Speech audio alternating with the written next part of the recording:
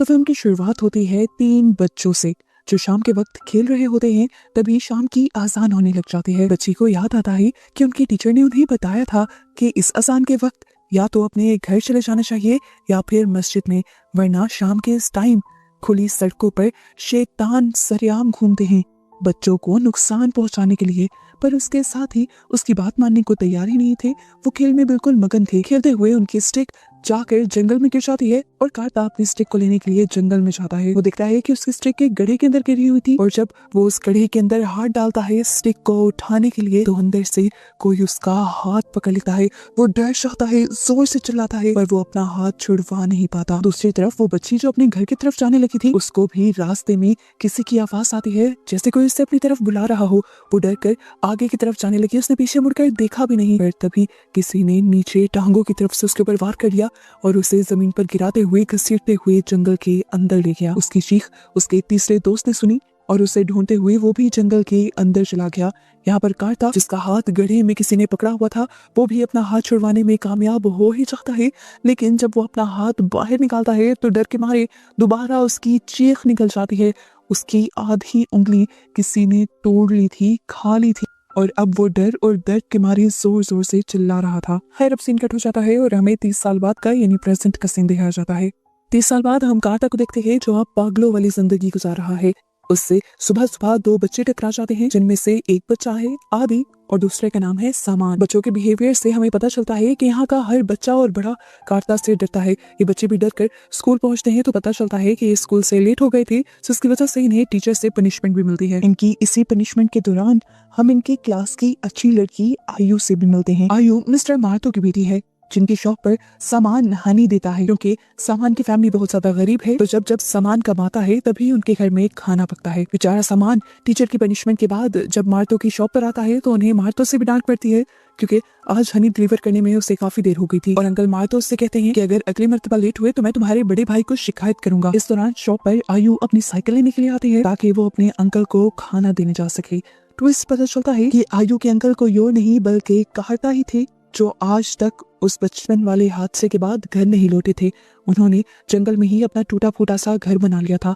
आयु उनसे प्यार करती थी, इसीलिए रोज उनके लिए खाना लेकर जाया करती थी। आज आयु खाना देने में देर कर चुकी थी। कार्ता बहुत ज्यादा डरा हुआ था। वो आयु से खाना भी नहीं लेता और उल्टा आयु को कहता है जल्दी से घर भाग जाओ, शाम हो गई है, तुम्हारे साथ कुछ भी हो सकता है। आयु भी परेशान घर वापस आ जाती है, जिसके बाद हमें मस्जिद का एक सीन दिखाया जाता है। यहाँ पर शहर के तकरीबन सभी बच्चे थे सिवाय सामान के। यहाँ पर आज फिर से इन सब के टीचर इन्हें बताते हैं कि उन्हें शाम के टाइम बाहर नहीं निकलना चाहिए और जिस टाइम पर आजान हो रही हो भागकर उसी टाइम पर मस्जिद में या घर आ जाना चाहिए, वरना शैतान उनको नुकसान पहुंचा सकते हैं। इधर सामान जो अपने घर पर था सेफ तो हमें वो भी नहीं लगता। वो जब अपनी ग्रैंड माँ को खाना खिला रहा होता है तो अचानक उसे किसी की आहट महसूस होती है। पता चलता है कि इस टाइम उसके भाई ही घर आए थे जो उसे आते ही मारने लग जाते हैं क्योंकि उसने आज हनी डिलीवर नहीं किया था। इसके बाद वो उसे लास्ट वार्निंग देते हुए अपने काम के लिए निकल जाते हैं, जिसके बाद हम दोबारा से सामान के पीछे एक डार्क शेडो को देखते हैं जिसके लंबे लंबे बाल भी थे। सामान ने जो पहले आहट सुनी थी और उसे अपने भाई की आहट समझ लिया था, असल में वो भी इसी एंटिटी की ही आहट थी। एक मर्तबा के लिए तो सामान भी डर जाता है, पर फिर वो अपने दिल को समझाता है कि शायद मैंने ही कुछ गलत देख लिया है। खैर, अगली सुबह दोबारा सामान अपनी शहद की बोतल्स लेकर अपने स्कूल के लिए निकल जाता है। रास्ते में वो शहद भी डिलीवर करता है और जब तक स्कूल पहुंचता है तो ये लोग दोबारा लेट हो चुके होते हैं और इन दोनों को ही टीचर दोबारा से सजा दे देती है। पनिशमेंट खत्म होकर जब ये लोग बाहर निकलते हैं तो ये प्लान बनाते हैं कि ये शहर जाकर कोई मूवी देख कर आएंगे। ये लोग रास्ते में चलने वाली एक वैन से लिफ्ट ले लेते हैं और इसी दौरान हमें सीन कट होकर कार्ता को दिखाया जाता है। जंगल में एक अजीब सी हवा को महसूस करता है और वो जल्दी से सारा सामान फेंक कर ऊपर पहाड़ियों की तरफ जाता है। आसमान को गौर से देखने पर वो नोट करता है कि आसमान हद से ज्यादा लाल था। इन सभी चीजों से वो डर जाता है क्योंकि उसे ऐसा महसूस हो रहा था कि ये शाम बिल्कुल वैसे ही है जैसी 30 साल पहले थी, जिस शाम ने उसे पागल बनाया था। इधर वैन के अंदर हम सामान और आदि को देखते हैं जो अपनी टीचर के बारे में बात कर रहे थे जो रोज रोज उन्हें पनिश कर दिया करती थी। उससे में सामान कहता है काश वो मर जाएं। ये बात सुनकर वैन ड्राइवर गुस्सा होता है और उसे ऐसी बातें करने से मना भी करता है, सीन कट होकर हमें टीचर का घर दिखाया जाता है, जहाँ पर अब अजीबो गरीब काम होना शुरू हो गए थे। बार बार उनके घर का दरवाजा खुल रहा था और लाइट्स भी फ्लिकर कर रही थी। जितनी भी बार वो दरवाजा बंद करती थी, दरवाजा दोबारा खुल जाता था। तंग आकर उन्होंने दरवाजा लॉक किया तो अचानक से घर का पिछला दरवाजा खुल गया और वहां उसे एक भयानक एंटिटी खड़ी दिखाई दी। वो एंटिटी उसे घर से बाहर ले जाकर उससे पोसेस कर लेती है, अपने कब्जे में कर लेती है और उसके बाद उसका गला घोंटते हुए उसे मार देती है। टीचर की इस तरह अचानक वाली मौत की वजह से गांव में अफरा तफरी सी मच जाती है और उस अफरा तफरी को देखते हुए वो वैन वाला भी गांव की तरफ ही दोबारा अपनी वैन मोड़ लेता है। इन्हें भी टीचर की मौत के बारे में पता चल जाता है। ये लोग टीचर के घर जाते हैं तो सामान टीचर की लाश को देखकर और भी ज्यादा डर जाता है। उसे गिल्ट हो रहा था क्योंकि उसे लग रहा था जो उसने कहा ये सब उसी की वजह से हुआ है। ऊपर से आदि भी उसे यही गिल्ट करवाने लग जाता है और गुस्से में वो आदि से ही लड़का यहाँ से भाग जाता है। खैर अगले दिन टीचर का फ्यूनरल रखा जाता है, जहाँ पर भी सामान जब गया था तो उसे ऐसा महसूस हुआ कि जैसे उसी टीचर का घोस्ट और सोल उसे हॉन्ट कर रही है, उसे डरा रही है। डरकर वो घर वापस आ जाता है और आकर जल्दी से अपना चेहरा साफ करता है और तभी हम देखते हैं कि उसी पानी से जिससे उसने चेहरा साफ किया था वो शैतान निकल आता है बाहर और बाहर निकलते ही वो सामान को पोजेस कर लेता है। फिर दिन गुजरता है और अगले दिन हम देखते हैं कि गांव के इम्पोर्टेंट लोगों का एक ग्रुप पुलिस ऑफिसर के साथ एक न्यू टीचर का वेलकम करने के लिए जाते हैं। ऑफिसर टीचर से पूछते हैं कि आप तो सुबह को आने वाली थी, फिर इतनी देर कैसे हुई? तो टीचर एक अजीब सी बात कहती है कि मैं भटक कर दूसरे गाँव में चली गई थी।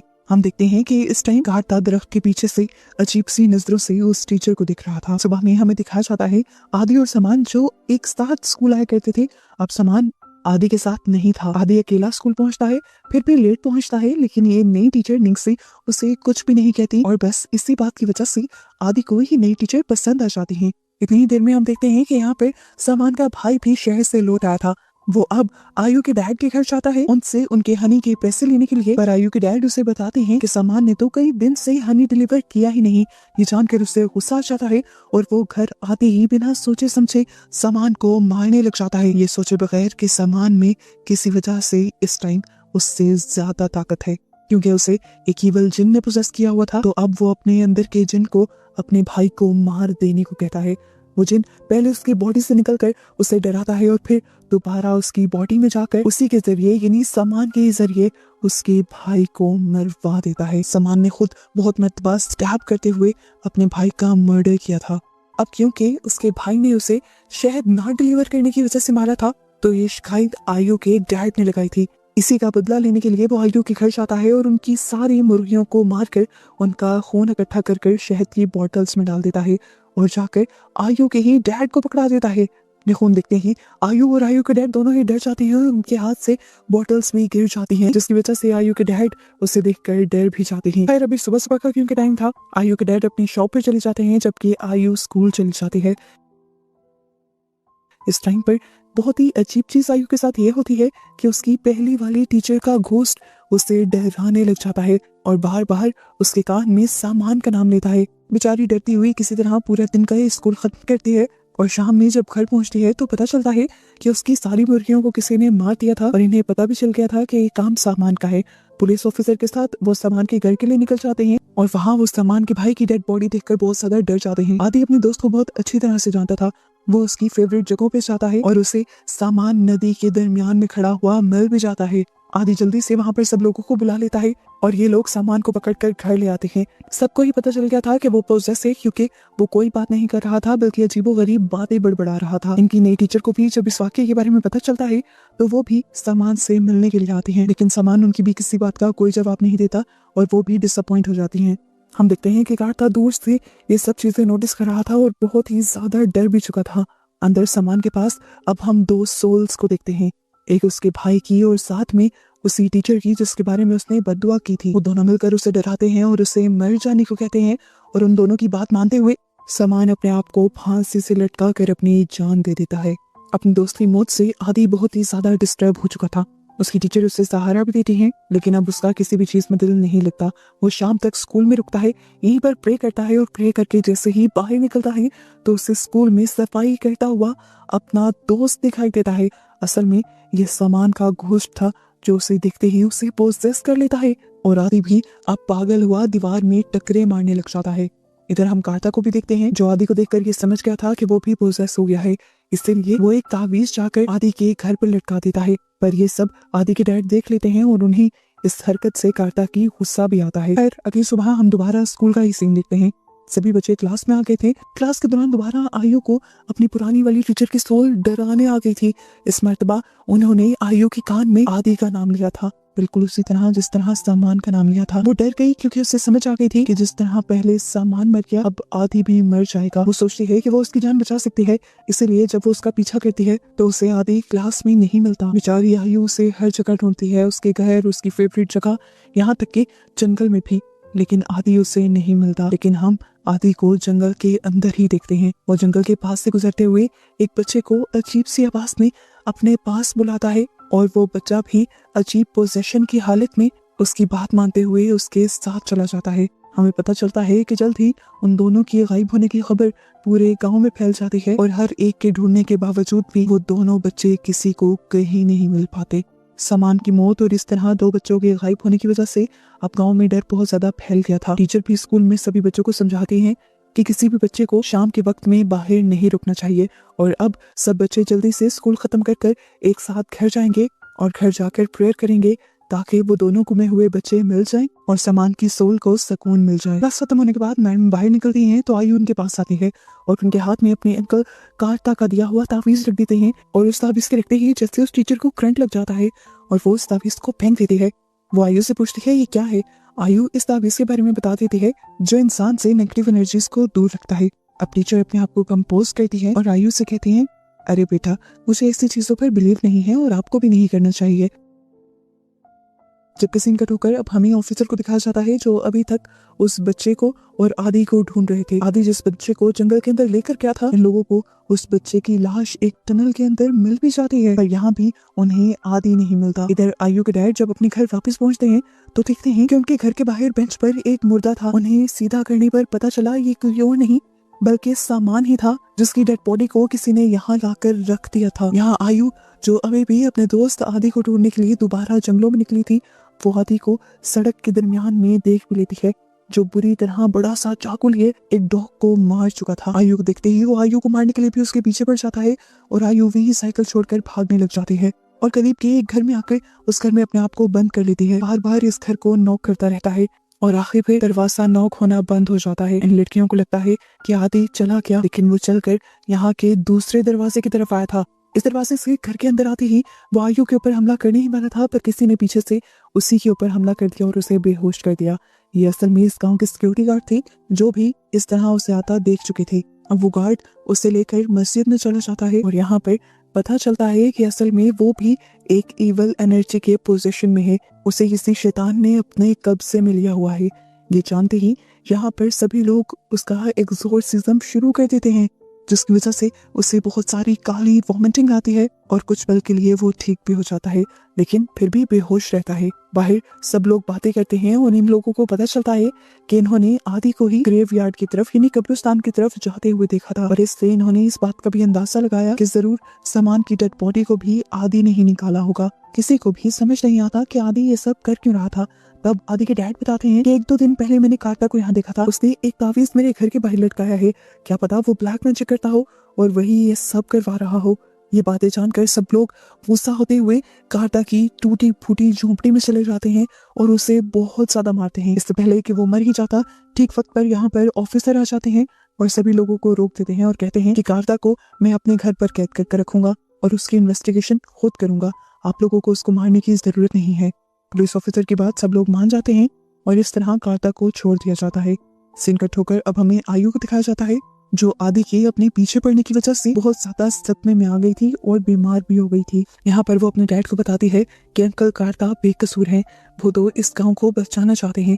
उसके डैड अभी उसकी बात समझ पाते तभी उनके घर पर नॉक होता है। पता चलता है कि आयु से मिलने के लिए उनकी टीचर आई थी, जिसे देखते ही आयु बहुत ज्यादा डर जाती है और यहाँ हमें बहुत बड़ा ट्विस्ट ये रिवील होता है कि वो टीचर जिसे पूरी मूवी से सब लोग अच्छा समझ रहे थे, असल में वही वो इवल जिन थी।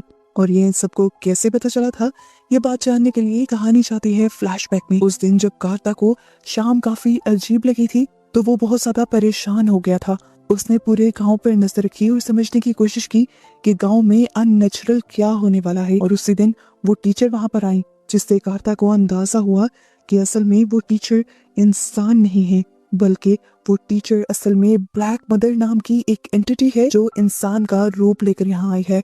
ये ब्लैक मदर असल में बच्चों के डर को खाती है और फिर जब उसका दिल भर जाता है बच्चों को डरा डरा कर, तो वो उन बच्चों को मार दिया करती है। उसकी सोच ठीक थी या नहीं ठीक थी, इसे ही चेक करने के लिए कार्ता ने खुद वो तावीज बनाकर आयु को दिया था और आयु को सारी बात समझाई थी। उसने बताया था कि अगर तुम्हारी टीचर उस तावीज को पकड़ ले तो समझ जाना कि वो इंसान है, और अगर वो इस तावीज को पकड़ते ही उसे फेंक दें या फिर उन्हें कोई अजीब झटका लगे या वो कोई भी अजीब हरकत करें या गुस्सा करें, तो समझ जाना कि वो ब्लैक मदर ही है। और उस दिन हमने तो खुद देखा था कि कितना घबराते हुए उसने उस तावीज को गिरा दिया था। और उस दिन आयु की इस हरकत से ब्लैक मदर को भी ये बात पता चल गई थी कि आयु उनकी सच्चाई जान गई है, इसीलिए उन्होंने आदि को पोसेस किया था आयु को डराने के लिए। वो इस टाइम आयु के बहुत करीब बैठकर उसके मुंह पर हाथ फेरते हुए कहते हैं, तुम गांव में किसी को कुछ नहीं बताओगी, क्योंकि अगर तुमने ऐसा किया तो तुम्हारे साथ सारे गांव वाले ही मारे जाएंगे। यहाँ पे वो अपने सारे बुरे कामों को भी कन्फेस कर लेती है कि ना सिर्फ पहली वाली टीचर को उसने मारा था यहाँ आने के लिए, बल्कि सामान को भी उसी ने मारा था और आदि को भी उसी ने पोसेस किया था। और वो बच्चा जो आदि के थ्रू मरा था वो भी उसी ने मारा था। सामान के भाई को भी उसने मारा था। और तुम्हें एक और मजेदार की बात बताऊं, तुम्हारे अंकल कार्ता जो आज तक सबको पागल लगते हैं, असल में 30 साल पहले उनको भी मैंने ही डराया था और मेरी वजह से वो आज तक पागल बने फिरते हैं। यहाँ पर आयु को ये भी बात समझ आ जाती है कि जो पहली वाली टीचर की सोल उसे नजर आ रही थी, वो बार बार आयु की मदद करना चाहती थी, उन्हें बचाना चाहती थी।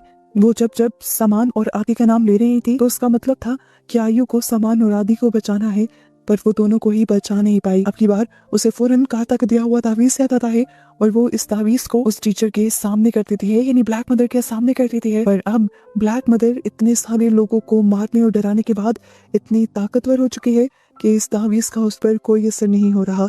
यहाँ तक कि वो तो इस तावीज को एक नॉर्मल कागज के टुकड़े की तरह पकड़ भी लेती है। ये सब करने के बाद अब वो टीचर यहाँ से चली जाती है और उसके जाते ही आयु भी उठकर कार्ता के पास जाती है। कार्ता उसे देखते ही डर जाता है क्योंकि उसे लगता है कि वो भी बाकी लोगों की तरह उसे मारने के लिए आई है। पर आयु बताती है, नहीं, मैं आप पर पूरा भरोसा करती हूँ, मैं ब्लैक मदर की सारी सच्चाई जान गई हूँ।